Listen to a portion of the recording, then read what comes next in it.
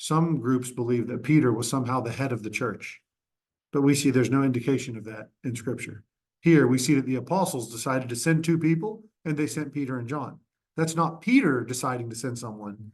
Peter was the one that they decided to send. And remember, there's a passage back in, can't remember the exact reference, but where Jesus asks his disciples, who do men say that I am? And they gave him a list. Oh, some people say you're Elias. Some people say you're John the Baptist, and so on. And he says, well, who do you say that I am? He says, you're the Christ, the Son of the living God. And he says, you are Peter, and on this rock I will build my church. Well, everybody, Catholic, Protestant, everyone agrees the foundation of the church is that Jesus is the Christ. But some have argued, no, he was telling Peter he's going to be the foundation of the church. We know that's not true, not just because of the way you read it, but we know that's not true because later Peter says what the foundation of the church is, and Paul says what the foundation of the church is, and both agree that it's Jesus.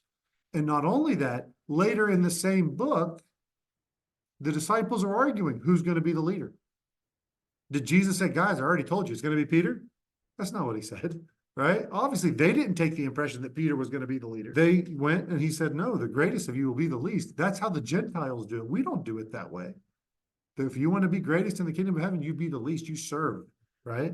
So we know that's not the case, but that was just kind of a side note there.